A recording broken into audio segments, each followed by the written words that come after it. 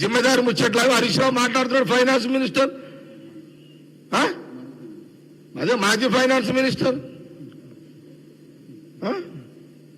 బొంగురం నీది కాదు, తాడు నీది కాదు, మస్తు మాట్లాడుతాను. బొంగురం నీది, తాడు నీది అయితే ఆ మాటలు వేరే ఉంటాయి. నీ జేబులకే కట్టావు కదా, నీదేం పోతున్నది హరీష్ రావు? మామయ్య ఆడ సంతకం పెట్టుకుంటే ఆడ పెడితేవి, బామర్ది ఆడ గుంజమంటే ఆడ గుంజుతీవి. నీకు ఆడ ఎక్కాలి రావు, తిక్కాలి రావు నీకు దాంట్లో. ఏంటి ఇదంతా పిల్లల పరిష్కారం అయిపోయింది, గోటిలాట. గవర్నమెంట్ ఫామ్ చేసి గవర్నమెంట్ నడపాలంటే ఒక జిమ్మెదారి, ఒక జవాబారి తెలంగాణ ప్రజలకు.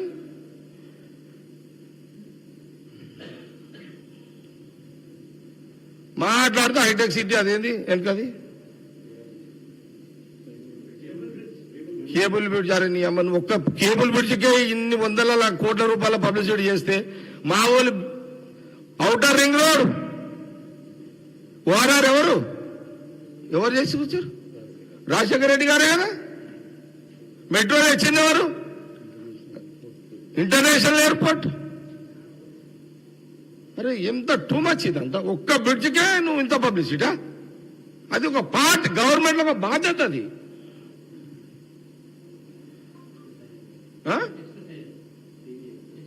ఎక్స్ప్రెస్ హైవే ఆసియాలో పెద్దది, నంబర్ 1. ఇది చాలా టూ మచ్. ఇది మీరు మళ్ళీసారి అట్లా మాట్లాడితే ఇక దాని అయ్యే మాట్లాడతాను నేను కూడా మళ్ళా. సార్ ఇక కాల్ వచ్చారు, ఒక్క సెకండ్ ప్లీజ్. మీరు కొంత కోఆపరేట్ చేయాలి. ఎందుకంటే 500 గ్యాస్ సిలిండర్ కూడా వస్తుంది త్వరలోనే. 500 గ్యాస్ సిలిండర్ మీకు కూడా అందరికి వస్తున్నాయి, మీకు కూడా వస్తాయి, అందరికి వస్తాయి, ప్రెస్టోళ్ళకు కూడా వస్తాయి. చెప్తా నేను, సీఎం గారికి చెప్తా. మీకు ఇళ్ళ జాగాలు ఇవ్వమని కూడా చెప్తా నేను. సీఎం గారికి ఐడియా ఉంది, నేను చెప్తా. మీకు ప్రెస్టోళ్ళకి ఇళ్ళ జాగాలు ఇవ్వమని కూడా చెప్తా. మీకు జిల్లాలో ఇవ్వమంటా, స్టేట్ లో కూడా ఇవ్వమని చెప్తా. చేతనంత వరకు ఈసారి బయట పడేయండి. సీఎం గారికి నేను చెప్తాలే, సీఎం గారి ఐడియా ఉంటుంది. నేను మళ్ళీ కూడా చెప్తా. మహిళలకు కూడా 2500 త్వరగా వస్తాయి.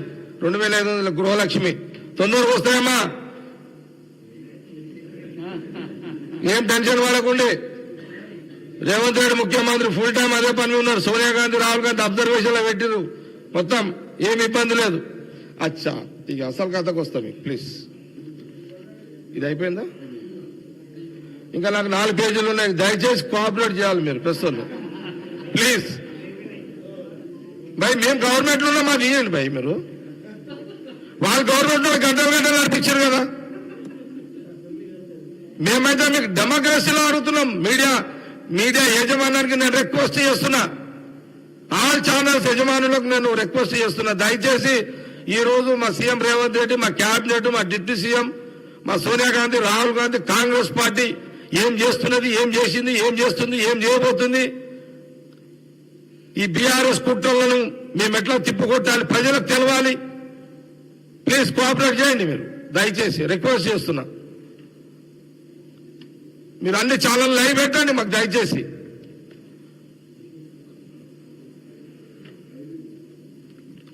అసలు కథ చెప్తా మీకు ఇప్పుడు.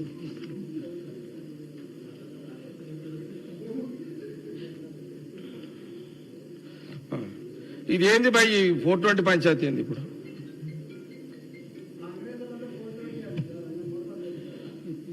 ఓకే, మీరు నేను ఒక్కొక్కటి చదువుతా, దయచేసి మీరు ఇది వినాలి అందరూ కూడా. కేటీఆర్ 2 బామర్దులు అంటే జోగాడు బాగాడు, తప్పదిగా మాకు అనాల్సిందే. నువ్వు మా ముఖ్యమంత్రి నోటు కోసం మాట్లాడితే మేమెందుకు కూకుంటాం? మీరు మా సీఎం రేవంత్ రెడ్డిని, మా కాంగ్రెస్ పార్టీని అంటావా? ఎట్లా అంటావు నువ్వు? నేనంటే కేటీఆర్ ఛాలెంజ్ చేస్తున్నా. నువ్వు ఎట్లా నీకేం హక్కు ఉంది? తిరుపాల్ రెడ్డి ప్లీజ్ పెట్టాయి. ఏం హక్కు ఉంది చెప్పండి, నేను అడుగుతా. సోనియా గాంధీ గారు, రాహుల్ గాంధీ గారు కాంగ్రెస్ ఇవ్వకపోతే, సారీ తెలంగాణ, కాంగ్రెస్ ఉంది కదా, కాంగ్రెస్ అని వస్తుంది. తెలంగాణ ఇవ్వకపోతే చిన్న రాజశేఖర రెడ్డి గారు ముఖ్యమంత్రి కాకముందే 40 మంది ఎమ్మెల్యేలతోటి తెలంగాణ కోసం స్టార్ట్ చేసిండు. ఓకే, చిన్నారెడ్డి గారు చిన్నంటే ఓకే, నేను ఏమంటున్నానంటే సోనియా గాంధీ రాహుల్ గాంధీ తెలంగాణ ఇవ్వకపోతే మీరు అట్లా అనొద్దా? తప్పు కేటీఆర్కి చెప్తున్నా, నేను హరీష్ రావుకి చెప్తున్నా. టూ మచ్ మరి మీరు అట్లా మాట్లాడకండి, పద్ధతి కాదు అది. మీకు అట్లా మాట్లాడే మీకు ఆ రైట్స్ కూడా లేవు. నేనే బెస్ట్ కదా.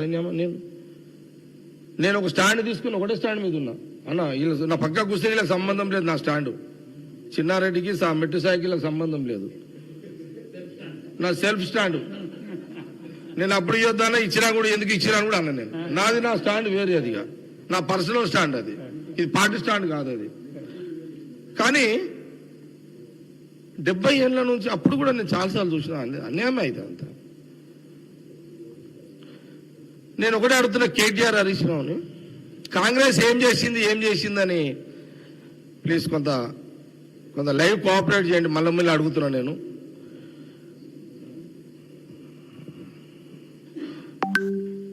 తెలంగాణ రాష్ట్ర విభజన సోనియా గాంధీ రాహుల్ గాంధీ గారు చేసిన తర్వాత సోనియా గాంధీ ఇంటికి ఎవరు వేరు? ఫస్ట్ కేసీఆర్, కేటీఆర్, మన్మలతో సహా పోయారు. నేను ఒకటి అడుగుతున్నా, దీనికి జవాబు చెప్పు.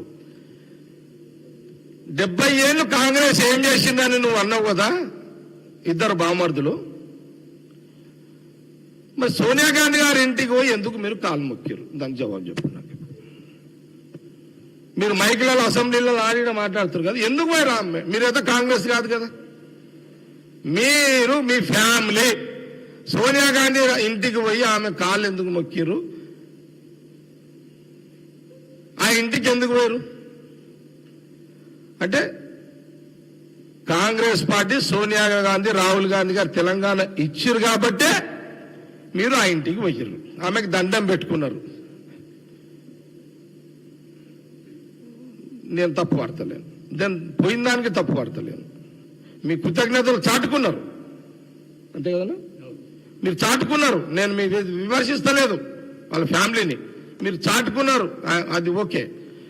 కానీ 70 ఏళ్లలో ఏం చేయలేదు అని మీరు మాట్లాడారు కదా, ఆ రోజు ఇంటికి ఎందుకు పోయినదని జవాబు చెప్పాలి కదా. నేను దానికోసం అడుగుతున్నా. అంటే కాంగ్రెస్ సోనియా గాంధీ తెలంగాణ రాష్ట్ర విభజన చేసింది కాబట్టి మీరు మేడం ఇంటికి పోయి దండం పెట్టారు, మర్యాదను ప్రకటించుకున్నారు. ఇదే సాక్ష్యం, ఇదే సాక్ష్యం. ఇక నాగార్జున సాగర్ కట్టిరు, శ్రీశైలం కట్టిరు, మంజరాయణ కట్టు, సింగూరు కట్టిరు అన్న. ఇంకేముందేమో నేను పేరు చెప్పేమన్నా, జూడాల, ఎస్ఆర్ఎస్పి, మన శ్రీరామ్ సాగర్, ఇవన్నీ ఉన్నాయి కదా. ఇక నాకు కొంత తెలియదు నాకు. కాబట్టి ఇవన్నీ కాంగ్రెసే కదా అన్ని కట్టింది. ఇది మన రాష్ట్రము, మన దేశంలో ఇన్నని చెప్పాలి.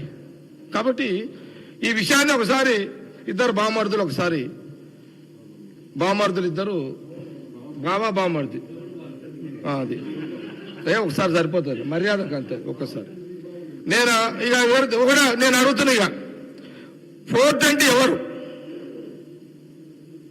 దీనికి జవాబు తెలంగాణ ప్రజలు కూడా ఆలోచించాలి.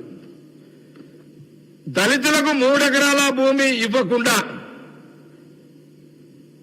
ఈ రాష్ట్రానికి ముఖ్యమంత్రి ఫస్ట్ ముందు ఈ రాష్ట్రానికి మొదటి ముఖ్యమంత్రి దళితుడే ఉంటాడని చెప్పి దళితుడు ముఖ్యమంత్రి చేయకుండా కేసీఆర్ ముఖ్యమంత్రి అయ్యిండు. ఇది 420 కేసు. ఇది చీటింగ్ కాదా? ఇది ఒక కేసు, నంబర్ 1 కేసు. రెండో కేసు, దళితులకు 3 ఎకరాల భూమి ఇస్తాను, నువ్వు మోసం చేసినావు, 420. సెకండ్ కేసు, ఫీజు రియంబర్మెంట్ 3016 రూపాయలు ఇస్తున్నావు, అంతేనారి? నిరుద్యోగ భృతి 3016 ఇస్తున్నావు, మూడవ చీటింగ్ కేసు. ఫీజు రియంబర్స్మెంట్ ఇవ్వకుండా విద్యార్థులు సతాయించడం, ఇదొక 420 కేసు. ఆరోగ్యశ్రీ ఎత్తివేసడం, ఇదొక 420 కేసు.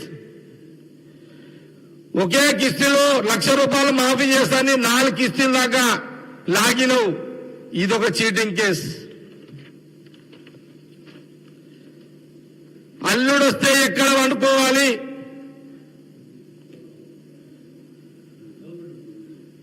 అని చెప్పి డబుల్ బెడ్రూమ్ అని ఓట్లాడి వేసుకున్నావు. ఇది చీటింగ్ చేసినావు. ఇదొక 420 కేసు. పేపర్ లీక్ చేసి నిరుద్యోగుల జీవితాలతో ఆడుకున్న మీ కుటుంబం మీద ఇదొక 420 కేసు. KG to PG ఉచిత విద్యుత్ అమలు చేస్తామని చెప్పి